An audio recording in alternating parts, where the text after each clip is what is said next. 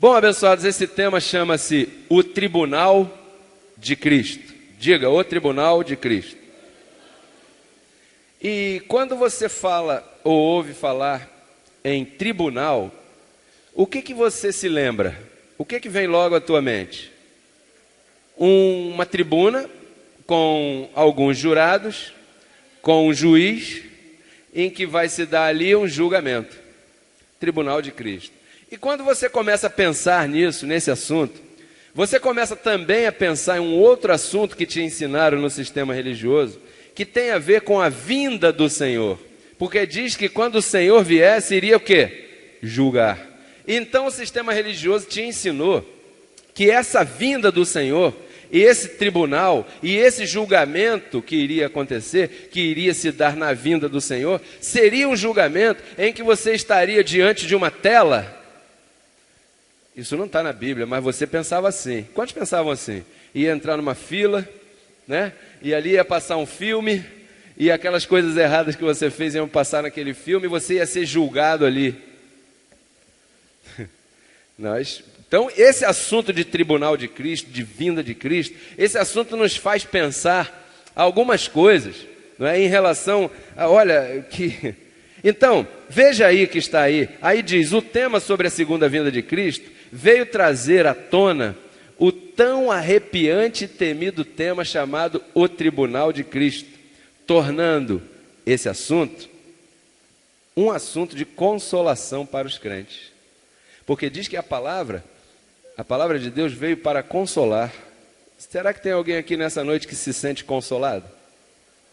Quantos estão consolados? Ou você se sente condenado? Mas, olha, esse tema que nós vamos falar hoje, o Tribunal de Cristo, pastor, o que é isso aqui? Porque, na verdade, o que era esperado como um dia de vergonha, um dia de humilhação, esse conhecimento sobre a vinda do Senhor, sobre o Tribunal de Cristo, transformou esse assunto num verdadeiro descanso. E é isso que nós vamos compartilhar hoje com a igreja. Isso que nós vamos estar aqui comentando. Mas eu não sei, lá em Guayaquil, na convenção mundial que aconteceu lá no Equador, o pastor Rafael Encarnação ministrou um tema chamado A Vinda do Senhor, que eu gostaria de compartilhar alguns versos desse tema com você, para que nós possamos dar uma base a esse tribunal aqui. Veja a primeira carta de Paulo aos Coríntios, capítulo 4. Veja aí, primeira carta de Paulo aos Coríntios, capítulo 4, verso de número 5. Porque para entender o tribunal de Cristo, diga, o tribunal de Cristo. Para entender isso, é necessário que você tenha entendido o tema a vinda do Senhor. Porque senão pode trazer aí alguma confusão. E aí, nosso papel aqui, a nossa intenção é fazer com que você saia daqui entendendo aquilo que foi falado muito claramente para você. Quantos estão entendendo até agora, digam amém. Ah, papai. Diga, a vinda do Senhor. Uma pergunta, o que é vinda? Vinda é saída ou vinda é chegada? Chegada. Então diga assim, abençoado, chegada. Verso 5, 1 Coríntios 4, verso 5. Paulo dizia aqui para os coríntios, assim que não julgueis nada antes de tempo, até que o quê? Até que venha quem? Até quando? Até que venha quem? O Senhor, o qual, o Senhor, claro, aclarará também o quê? O oculto de quê? Ou seja, aquilo que está em desconhecimento. Diga, desconhecimento. Abençoado, é necessário te molestar. Diga assim, trevas é igual a desconhecer. Desconhecimento. Limpar o templo da visão religiosa de trevas. A visão religiosa de trevas é demônio no escurinho, no cantinho, e você vai passando e tem um demônio, e você está ali distraído, né? Aí vem um demônio, isso aí é a visão de trevas que te ensinaram lá. Também te ensinaram que vinda era a tua saída. Não, vinda é a chegada dele. De quem? Do Senhor. Porque você não pode ficar estudando um tempão, emprestando teu ouvido para um homem chamado pastor, para no final das contas você aprender que vinda não é a vinda, a chegada dele, é a tua saída. Não, tem alguma coisa aí que você precisa entender. Então veja o verso 5. E aclarará também o oculto das trevas, e manifestará as intenções dos corações, e então cada um receberá o seu louvor da parte de Deus. Primeira coisa que eu queria te dizer, a vinda do Senhor iria causar alguns efeitos. Primeiro efeito, aclarar. O que é aclarar? Esclarecer. A vinda do Senhor, Paulo diz, olha, igreja, não julgue nada antes do tempo, porque vocês estão ouvindo uma palavra que vai demorar um tempo aí para ser explicada. Até que venha o Senhor, o qual vai esclarecer aquilo que está oculto, aquilo que vocês não conhecem, aquilo que está em desconhecimento. E aí vai julgar as intenções do coração, vai julgar. Aí já estamos entrando no tema aqui do julgamento, do tribunal. Então, primeira coisa, que a vinda do Senhor iria te aclarar. Você aqui no Ministério Crescendo em Graça, você foi aclarado de que a Bíblia tem quantos livros? 66 livros. Mas que a Bíblia tem escritura, e que a Bíblia tem história, e que a Bíblia tem o Evangelho, e que a Bíblia tem livros de apostasia, e que, olha, a Bíblia tem livro de revelação. E isso foi aclarado, isso foi explicado a você, isso foi esclarecido. Você também foi aclarado de que aqui, nesse mesmo livro, existem dois evangelhos, dois fundamentos. Você foi esclarecido também de que aqui neste livro está o fundamento da circuncisão e o fundamento da incircuncisão. Você foi esclarecido que nesse livro tem livros que são nada mais e nada menos do que livros históricos, que então isso foi mexendo com você e você foi perdendo a visão mística que você tinha ou você possuía desse livro preto, chamado Bíblia. Hoje você sabe que esse livro aqui nada mais é do que uma reunião permitida por Deus, foi Deus que fez isso, uma reunião de vários livros, dentre os quais tem dois evangelhos, dois fundamentos, livros históricos aqui. Então, abençoado, a vinda do Senhor veio te esclarecer essas coisas, também que Deus iria estabelecer um tribunal, diga tribunal. Agora, o que é um tribunal sem juiz? Você já viu algum tribunal funcionar sem juiz? Então diga, a vinda do Senhor. Não, eu quero ouvir você falar. Diga, a vinda do Senhor viria esclarecer. Esclarecer. Hebreus 4. Hebreus capítulo 4. Veja aí. Seria bom se você anotasse esses dois versos aí, porque eles não estão na folhinha. Mas que você anote aí sobre a vinda do Senhor, porque aqui estamos falando de tribunal. Hebreus 4:12. Quando você achar, diga, Abba, Pai. Então eu vou esperar você achar para continuar. Só se você achar. Abba, Pai, abençoado. Hebreus 4:12. Porque a palavra de Deus é que viva e que? E eficaz. E mais penetrante ou mais cortante, de que toda espada de dois gumes, e que penetra até partir a alma e espírito, o que mais? Juntas e medulas, e que mais? E discerne os pensamentos, e que mais? E as intenções do coração. Verso 13. E não há coisa criada que não seja manifesta em sua presença. Antes, bem, todas as coisas estão desnudas e abertas aos olhos daquele a quem temos que dar conta. Então, você entende aqui que a palavra de Deus é que vai julgar, é que vai penetrar e vai cortar. Aqui Paulo te diz que quem vai te aclarar é a palavra. Lá atrás em Coríntios, como lemos agora, 1 Coríntios 4:5, você entendeu de que você iria ser aclarado quando quem viesse? O Senhor. Aqui Paulo já está dizendo que quem vai revelar as intenções do coração, porque penetra até o profundo, é a palavra de quem? Do Senhor. Agora, você também precisa entender, porque você tem que ser mais inteligente do que isso, que a palavra sozinha não faz nada. A palavra precisa de um veículo. Por isso é que nesses dias Deus levantou a um homem que reconhecemos como apóstolo da graça e nos submetemos a ele nesse entendimento, para que possamos estar pregando a mesma coisa que ele prega. Porque Deus levantou um homem para trazer a palavra. E Paulo disse, não, quando o Senhor vier, ele vai aclarar. E Paulo também disse aos Tessalonicenses, quando o Senhor vier, virá com voz de mando, virá com uma trombeta de Deus soando. E o que é uma trombeta, senão a palavra da graça? O que é a trombeta, senão essa palavra? E essa palavra sendo tocada através da boca de um homem, quer dizer que essa palavra, esse ministério, esse apóstolo, está aclarando o oculto das trevas na tua vida. Qual é o evangelho que esse ministério usa para aclarar na tua vida o que estava oculto? O evangelho de quem? É importante você ter isso bem claro. Qual o evangelho que este ministério usa para aclarar a tua mente? Porque o evangelho é que estabelece aqui o tribunal de Cristo. É o evangelho que estabelece o tribunal de Cristo.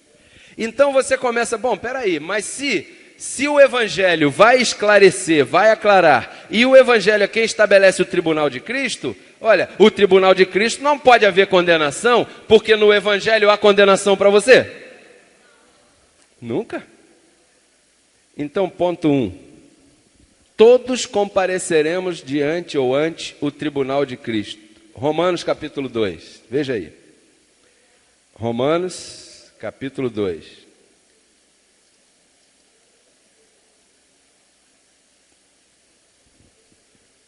Verso 16. Romanos capítulo 2, verso 16. Quantos acharam, podem dizer, Abba, Pai. Diz assim, no dia, diga, no dia, no dia em que Deus julgará por Jesus Cristo os segredos dos, conforme a quê? Evangelho de quem? De Paulo. Em Hebreus 4,12, nós lemos agora, você leu junto conosco, junto comigo, de que a palavra penetra até dividir e separar. E aqui Paulo está dizendo que nós vamos comparecer, olha aí, veja de novo, no dia em que Deus julgará. Quantos aqui, nesse ministério, depois que entraram a este conhecimento, ou melhor, foram trazidos a este conhecimento, sentiram que a sua vida tomou um outro rumo, mudou, entrou em outra glória? Aquela pessoa que você era, você já não é mais. Coisas que você fazia, você já não faz mais. E coisas que você não fazia, você já faz. Quer dizer que houve alguma coisa que aconteceu contigo que mudou a tua maneira de ver o mundo. Você hoje já olha para as coisas da vida sem condenação. Você já olha para algumas coisas que você talvez não fazia antes, porque te proibiram de fazer, e hoje você olha e não sente peso nenhum. Alguma coisa aconteceu contigo. O que foi que aconteceu contigo? No dia em que Deus, esse dia, chegou na tua vida. No dia em que Deus julgará por Jesus Cristo os segredos dos homens conforme ao meu evangelho. E o que diz o evangelho de Paulo? Tudo é puro para os puros. Você está completo nele. Não há condenação para os que estão em Cristo Jesus. Você está perfeito com quantas ofertas? Com uma só. Com uma só oferta ele também te livrou do pecado e você não pode mais pecar. Deus vai te julgar aqui nesse tribunal conforme a estas palavras, o evangelho de Paulo. Paulo não fala uma vez de inferno e quando fala do diabo diz que está destruído. Então esse é um bom tribunal. E o apóstolo José Luiz é um bom juiz. Ah, papai. Ah, papai. Romanos 14, veja só. Romanos 14, 10. Nesse tribunal, você já está entendendo que o tribunal de Cristo é a igreja? Diga para o teu irmão aí do teu lado aí, você é o tribunal de Cristo. Você faz parte desse tribunal. Já foi julgado aqui o diabo, foi ou não foi? Já foi julgado o pecado, já foram julgados os apóstolos da circuncisão. E em todo tribunal, em todo julgamento, são apresentadas evidências, porque um julgamento sem evidências não tem validade. E quando, por exemplo, é ministrado um tema, a doutrina do filho de perdição, está sendo julgado aqui os homens maus e perversos, porque estão sendo apresentadas evidências. E a igreja é o tribunal, e a igreja vai manifestar. Então o que acontece? Um julgamento nada mais é do que estabelecer no local correto aquilo que é para estar ali naquele local. É emitir um juízo. Um julgamento é chegar a uma conclusão. Qual é a tua conclusão em relação ao diabo? Que ele está o quê?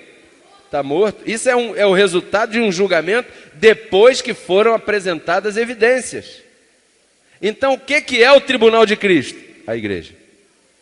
A igreja. Eu não estou falando de outros lugares, eu estou falando de crescendo em graça. Porque num lugar onde o diabo está presente, o pecado está presente, o inferno está presente, esse lugar não é igreja, esse lugar é uma sinagoga judaica. Então não é o tribunal de Cristo. O tribunal de Cristo é crescendo em graça. Porque, olha, que povo poderoso que você é. Verso 10, olha o que diz aí. Porém tu, olha, por que julgas a teu irmão? Ou também, por que menosprezas a teu irmão? Porque todos compareceremos diante de quê? Você já viu algum irmão cometendo alguma falha? Você já viu? Nunca viu? Você já viu? Já viu. Mas você acusa aquele irmão? Mas você julga aquele irmão? Mas você condena aquele irmão? Por quê? Porque todos compareceremos perante o quê? O tribunal de quê? De Cristo. Aí vem os temas, como vem o de próximo domingo, que vem, chamado julgo desigual. Aí vem uns temas, você está aí sentado, né? Aí você começa, você olha o teu irmão e teu irmão está vacilando. Você, como é um maduro e não julga o teu irmão, porque você sabe que você também tem as tuas. Quantos tem erros aqui? Se você tem algum erro aqui, levante tua mão. As duas mãos, eu vou levantar, eu só não levanto a outra perna, senão eu caio aqui.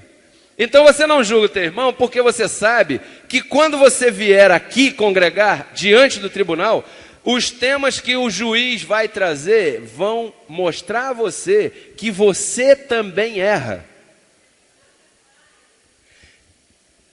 Por isso que nesse tribunal, segundo aos Coríntios 5,16, o apóstolo ensina, não conhecemos a ninguém segundo a carne. Diga, eu não conheço a ninguém segundo a carne. Diga para quem está do teu lado aí, eu não conheço você segundo a carne. Alô?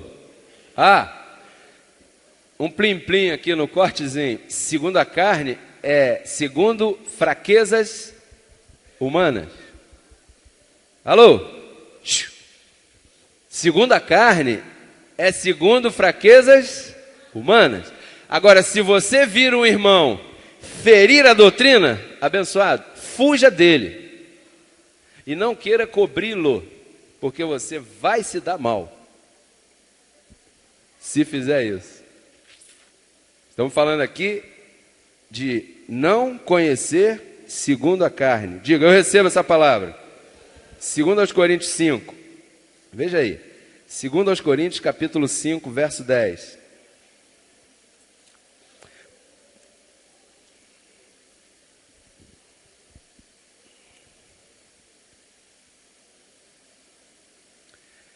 Quantos acharam aí, digam, Abba, Pai.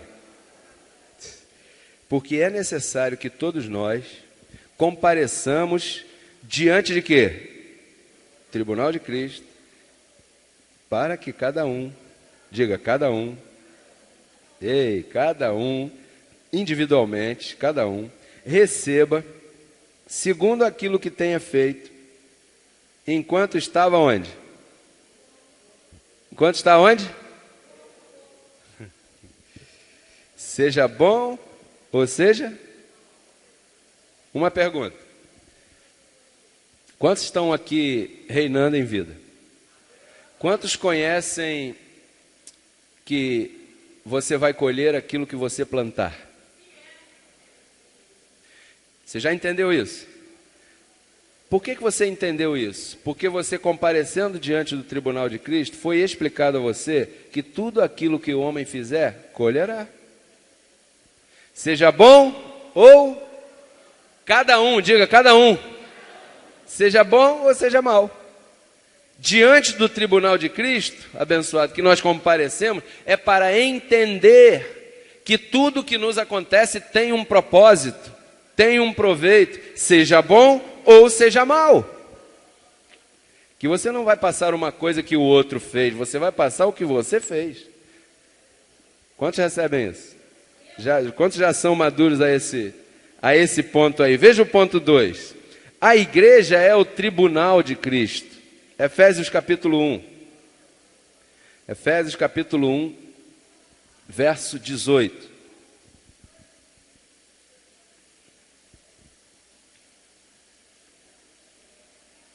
Vamos ler até o 23, do 18 ao 23. Veja só. Iluminando os olhos do vosso entendimento, para que saibais qual é a esperança a que ele vos chamou. Quando você ouve a graça e entende essa palavra, você também entende para que Deus te chamou. Porque a tua vida não é um barco sem rumo. Graças a Deus, né, abençoado? A tua vida não é fruto do acaso e nem do destino. A tua vida, abençoado, está exatamente nas mãos de Deus. O problema é que enquanto você não conhece graça, você não conhece o teu objetivo, você não sabe qual é o teu chamado, você não sabe para que você veio, você pensa que você é só mais um, e você não é mais um, você é único. A esperança do seu chamado. Veja, e quais as riquezas da glória da sua herança em quem? Nos santos. Porque antes de conhecer graça, você não sabia que você era abençoado com todas as bênçãos. Antes de conhecer graça, você não conhecia, segundo aos Coríntios 8, 9, que ele diz que ele se fez pobre para te tornar um rico. Isso é herança. Então, quando você tem os olhos iluminados, o apóstolo Paulo diz aqui que isso faz com que nós entendamos a nossa posição no chamado e que comecemos a participar da glória da herança que temos com os santos. Porque nós estamos no reino para reinar. E para reinar tem que ter algumas coisas a nosso favor. Por exemplo, tem anjos a nosso favor. Todas as riquezas de Deus a nosso favor. Paulo diz que ele fez todas as coisas para que nós desfrutemos delas. Qual é a igreja que você ouviu isso? Na sinagoga que eu ia, passei 8 anos lá fazendo oração assim. E os irmãos caindo lá, às vezes os irmãos caíam, e eu achava que eu era poderoso por isso, porque eu orava, o irmão, pá, caía lá. Lá, o que me disseram, o que eu aprendi, era que o diabo podia me pegar a qualquer momento. Não me falaram isso aqui. Verso 19. E qual é a supereminente grandeza do seu poder para conosco, os que cremos? Quantos creem aqui? Porque isso não é para todo mundo, isso é só para quem crê. Aqui é que está um problema gostoso.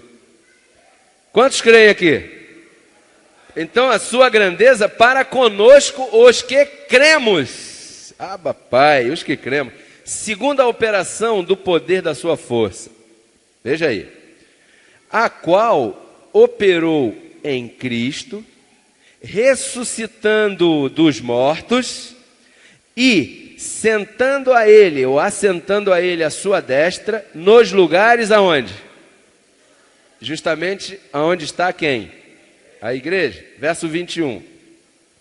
Sobre todo principado e autoridade, e poder e senhorio, e sobre todo nome que se nomeia, não só neste século, senão também no vindouro, e submeteu todas as coisas debaixo dos seus pés, e o deu por cabeça sobre todas as coisas a quem? Quer dizer que todo o poder, você está entendendo o que eu estou lendo? Todo o poder ele entregou a quem? A igreja. E quem é a igreja aqui? A igreja é essa parede amarela feia? É esse prédio aqui? Não.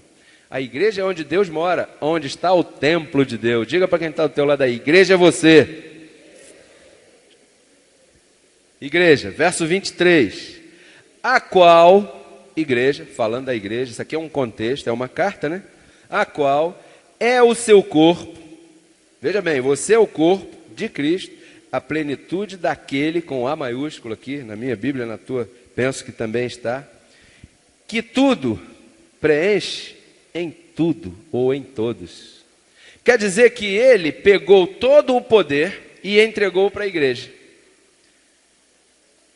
Acontece que os irmãos, vamos chamar de irmãos, que não conhecem essa palavra, eles não sabem que eles têm todo o poder dado por Deus. Então eles não sabem que eles vão julgar as coisas todas. Paulo dizia, vocês vão julgar o mundo e estão brigando por causa de besteira? Vocês vão julgar os anjos e estão brigando por causa de alguns problemas? Vocês não sabem quem vocês são? É como se ele falasse assim, vocês não entenderam nada do que se falou até agora? Pelo amor de Deus. Ele pegou todo o poder, entregou a vocês, vocês vão julgar todas as coisas, porque são tribunal. São evidências do que estamos falando, que a igreja é o tribunal de Cristo. Porque um tribunal, para julgar alguém, está lá um réu.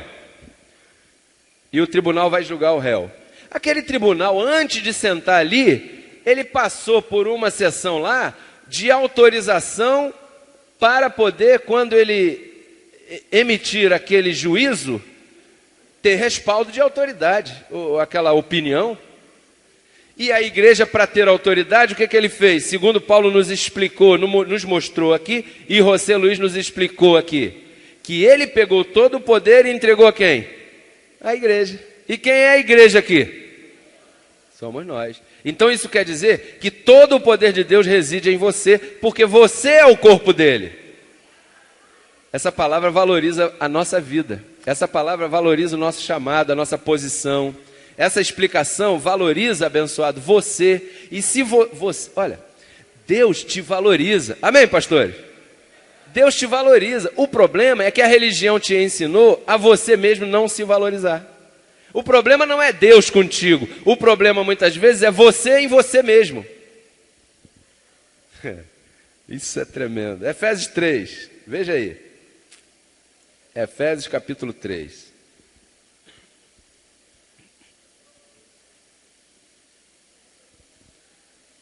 Capítulo 3, verso 10. Que diz Paulo aqui, olha, vou ler aqui. Abba, Pai, abençoados. Para que a multiforme sabedoria de Deus seja agora dada a conhecer por meio de quem? Por meio de quem, abençoado? Da igreja. E quem é a igreja? Por meio da igreja, aos principados e potestades nos lugares o quê? Celestiais. Por exemplo, multiforme sabedoria de Deus. Muitas formas da sabedoria de Deus. Quem foi Adão? Seria essa uma forma de sabedoria de Deus? Adão foi o véu do diabo. Quantos já entenderam isso? Quem foi Jesus de Nazaré? Jesus de Nazaré foi o véu de Deus. Isso é sabedoria. Por exemplo, por um homem o pecado entrou no mundo, como está em Romanos 5,12. Aí depois ele vem dizendo que por um homem o pecado saiu do mundo, como está em Hebreus 9,26. Isso é sabedoria de Deus? E quem é que vai explicar essas coisas aos principados e potestades que não entendem nada? São principados e potestades, mas não entendem graça. Não conhecem a sabedoria de Deus. E Paulo disse lá atrás que ele deu todo o poder à igreja. Aqui ele está dizendo, para que a igreja possa falar a multiforme sabedoria de Deus aos principados e potestades. Quando você se encontra de repente com um político que sabe pedir voto muito bem, mas não conhece o poder de Deus, e você vai explicar a ele, e de repente ele vai receber graça, e quando ele for governar, quando ele for fazer a sua política, ele vai fazer a sua política com a mente de Cristo. E uma política com a mente de Cristo, eu recebo, abençoado.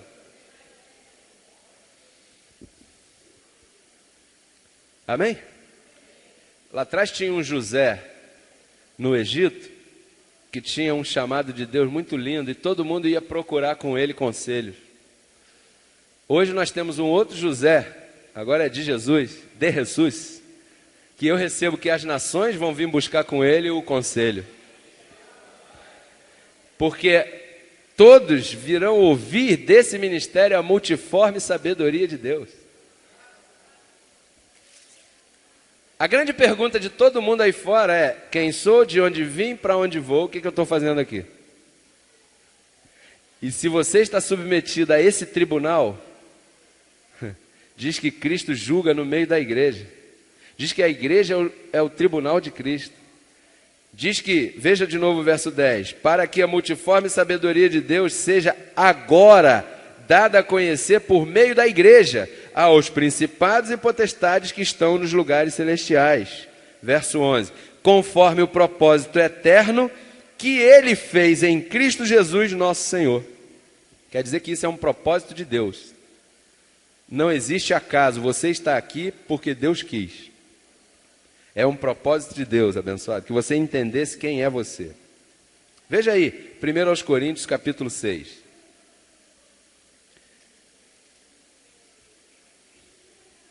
Outra coisa que você precisa... Às vezes as pessoas falam assim: poxa, vocês só sabem ler o que está em Paulo. Às vezes nós vamos atrás na Escritura.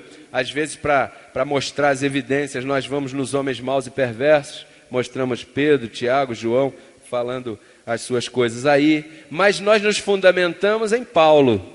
Porque o primeiro verso que nós lemos aqui desse matete, Romanos 2,16, diz o quê? Julgará segundo o quê? Então o que você tem que ouvir quando entrar numa igreja? O Evangelho de Paulo. Se você ouvir outra coisa, aquilo ali não é igreja e nem tribunal. Aquilo ali é uma sinagoga ou um sinédrio cheio de anciãos que vão julgar. Você já reparou que nesses lugares tem uma porção de cadeiras assim, e fica uma porção de gente sentada assim? Às vezes ficam dormindo, mas estão disfarçando. Já viu isso? Você já viu isso? No sistema que eu era, tinha lá um senhor já bem velhinho, né? Então chamava os presbíteros para o púlpito, aí ele ia lá, sentava, mas dava uns 5 minutos, por causa do peso da idade, ele já estava cochilando. Aí ele ficava assim, aí teve um dia que a Bíblia escorregou, caiu no chão. Quer dizer, isso é uma imitação do sinédrio judaico. Isso não é igreja. Igreja não tem isso. Igreja é o Evangelho de Paulo. Igreja é explicar o Evangelho da graça. Né? Como disse uma vez o apóstolo José Luiz, aqui no Brasil mesmo, o menino vai para uma igreja, vai para uma escola, né? E vai estudar matemática. Aí chega a professora: Joãozinho, olha só, 1 mais 1, 2 vezes 2, não sei o que. E ele chega em casa, a mamãe pergunta para ele: Joãozinho, o que você aprendeu hoje na escola? A professora falou lá umas coisas, mas foi tão assim que eu não entendi nada. Você entra num lugar desses hoje chamado igreja, ali não te explicam o Evangelho. Ali o que fazem é gritando, ali o que fazem é maltratando, é dizendo que você pecou, é uma coisa que... Então, quando você entrar em Crescendo em Graça, você vai entender 1 mais 1, 2. Isso é justo que 1 mais 1 é 2? É. Um pôs o pecado no mundo, aí vem o outro, tirou o pecado do mundo. É justo? Você entendeu? Pronto. Se você entendeu isso, você já entendeu o que a religião não entendeu por 2000 anos. Em 5 minutos. Aí você começa a mudar, tem que mudar. Porque você está ouvindo uma palavra que está te edificando, está te vivificando. Veja 1 Coríntios 6, verso 2. Ou não sabeis que os santos... santos não é por bom comportamento, santos é porque foi santificado. Amém? Se bem que se espera um bom comportamento dos santos. Se espera. Mas nem sempre se encontra, né? Então não misture essa linguagem de santo com bom comportamento. Isso aqui, quantos aqui são santos? Você sabe que eu tinha um maior problema com isso antes? Quantos aqui são santos? Eu levanto minha mão, não levanto, por quê? A carne, né? Quantos aqui são santos? Porque eu entendi depois que santo é aquele que Cristo santificou. Quantos foram santificados por Cristo? Então quando Paulo fala aqui, os santos, está falando de quem? Da igreja. De toda a igreja. Os irmãos que estão no sistema religioso também são santos. O único problema é que eles não sabem. Aí vivem como se não fossem. É? Então diz aqui, ou não sabeis que os santos hão de julgar ao mundo? E se o mundo há de ser julgado por vós, sois indignos de julgar coisas tão pequenas? Coisas tão pequenas. E você sabe o que Paulo estava falando aqui, né? Tá, sabe? Quantos sabem o que Paulo estava falando aqui? Estava vendo um problema aqui, né? na igreja, e estava vendo aquela confusão tremenda ali. Tinha um que estava saindo com a madrasta, né? Ele não tinha mais quem namorar e inventou de namorar a madrasta, né? E a igreja, você sabe que na igreja, né, tudo corre. Lá nos Coríntios, então, que era uma igreja carnal, tudo corria. Tinha sempre aqueles irmãos no cantinho fazendo fofoca. Já viu igrejas assim? E ficam ali, tá, Tito, a madrasta, como é que está o pai, tal, e Tito, e aquela coisa. E Paulo diz assim, olha, vocês não são dignos de julgar coisas tão pequenas? Quer dizer que um ato de alguém deitar com a madrasta, Paulo chama de coisas o quê? Pequenas. E você sabe que depois ele foi atrás de Tito, né? Você já percebeu, graças abençoada. Você sabe isso. Então, veja o verso 3. Ou não sabeis que vamos julgar os anjos? Alô? Quantos estão julgando os anjos aqui? Quando você diz assim de manhã, eu recebo que você fale assim de manhã, logo quando acorda. Não sei o que você faz quando acorda, mas não interessa o que você esteja fazendo. Acordou, anjos, hoje eu chamo à existência o melhor serviço de vocês para mim.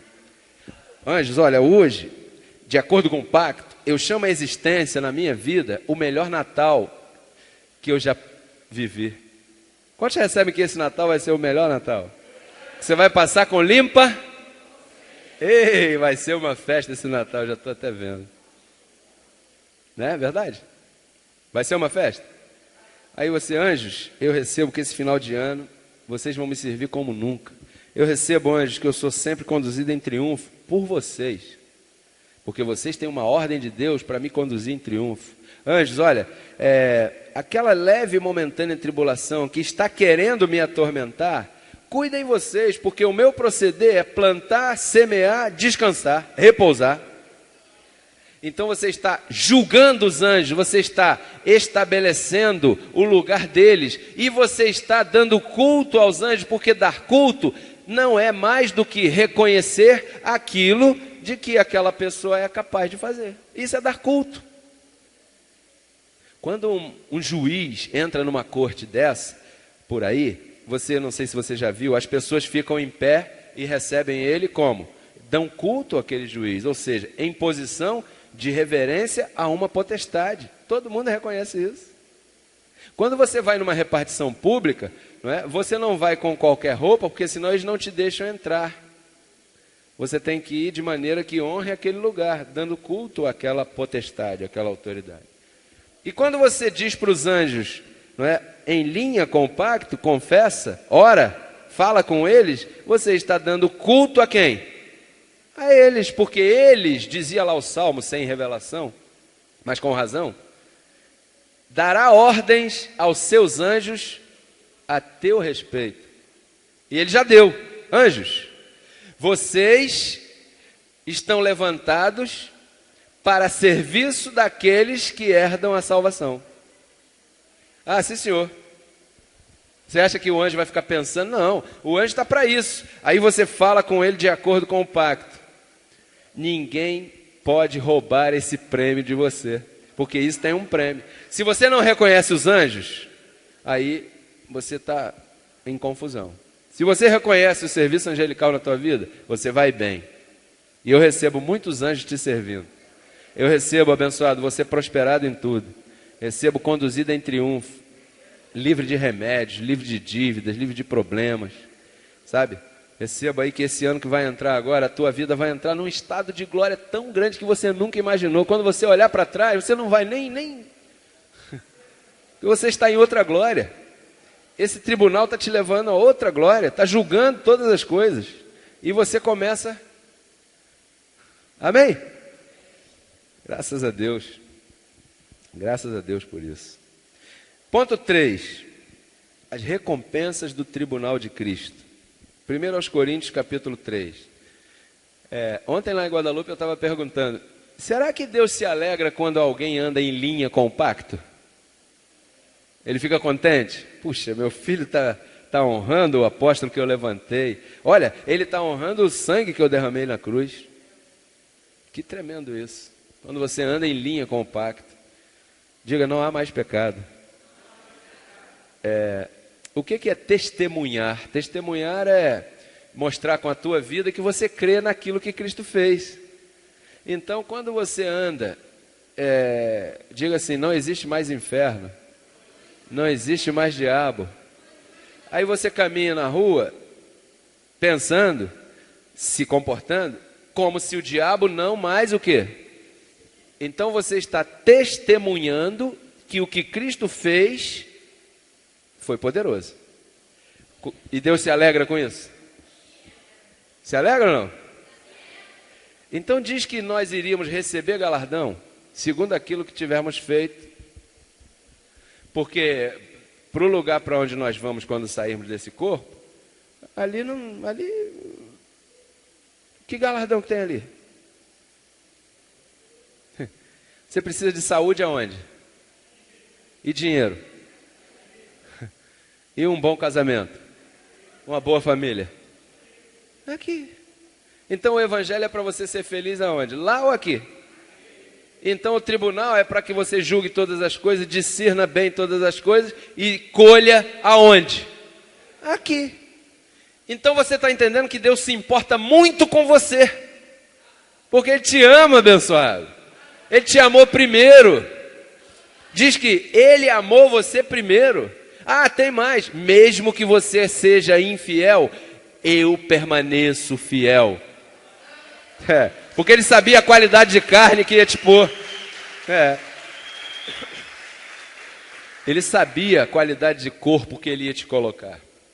Esse corpo é um problema sério. Mas Deus sabe que corpo é esse. Então, 1 Coríntios 3,10, olha aí.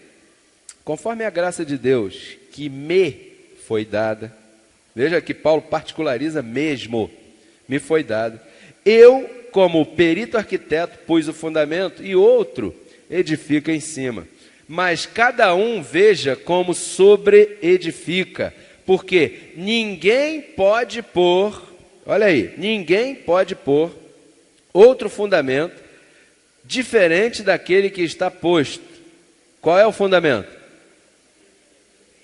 Jesus Cristo. Por isso que Paulo apresentava para a igreja o Cristo crucificado, dali para frente. Paulo não apresentava para a igreja Jesus de Nazaré. Paulo não subia diante de um púlpito, eu não sei como é que era lá, né? Paulo não se colocava diante de uma igreja para falar Jesus de Nazaré, contar a vida de Jesus de Nazaré, não. Paulo falava o fundamento, colocava o fundamento. Olha, Cristo morreu para cumprir o que Romanos 5,12 começou a dizer, que um pôs, o outro tinha que vir tirar. Cristo morreu, sempre começava assim. Paulo diz assim, olha, seria necessário então ele morrer várias vezes, desde o começo de tudo. Mas agora ele se manifestou, se entregou a si mesmo pelo sacrifício próprio dele, para aniquilar o pecado. O princípio de partida de Paulo, o início, o princípio de partida de todas as coisas de Paulo era o Cristo na cruz. Dali para frente. Esse era o fundamento, esse é o teu fundamento. Essa é a rocha que você está em cima. E dessa rocha ninguém pode tirar você daí. Porque ele diz: ninguém pode pôr outro fundamento diferente desse. Ninguém. Não existe outro. Aliás, não há outro, né? Verso 12. E se sobre este fundamento, alguém edificar ouro, prata, pedras preciosas, madeira, feno e palha, a obra de cada um se fará manifesta, porque o dia a declarará ou revelará. Que dia? Romanos 2,16. No dia em que o Senhor julgar os segredos dos homens por meio do meu evangelho. Então, quando você vem lá da lei cheio de palha e feno igual a mim, amém? Eu não vou botar você aqui nesse exemplo, eu vou me colocar aqui nesse exemplo, né? Você vem lá da lei cheio de palha, feno e madeira, senta aqui, começa a ouvir graça e começa a entender que você jejuou 8 anos, todo mês você fazia jejum e Deus não estava nem aí para o teu jejum. Isso se tornou, você pensava que isso era uma grande coisa, isso diante dessa revelação se tornou palha, queimou.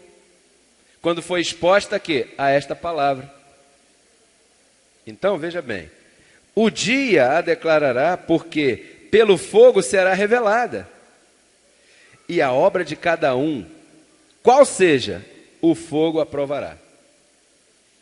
Vou dar uma paradinha aqui rápida, ponto. Às vezes chegam alguns irmãos aqui, já aconteceu isso, eu conheço irmãos assim. Estou falando do que eu vi, do que eu percebi e presenciei aí. Irmãos que antes da graça, eram irmãos, sabe, que uma manifestação financeira muito grande. E ali, sabe, tremendo. E receber a palavra com sinceridade, com fidelidade, com amor, com tudo. E de repente o tempo foi passando, foram se expondo a palavra, e aí as coisas foram caindo. Pá, pá. Perdeu o emprego, perdeu um bem, perdeu 2 bens, perdeu 3 bens, perdeu tudo. Ficou sem nada. Pastor, o que está acontecendo? Eu estou ouvindo graça, submetido ao apóstolo, sei que é o outro, semeio, planto. O que está acontecendo? A obra de cada um vai ser provada. E se aquilo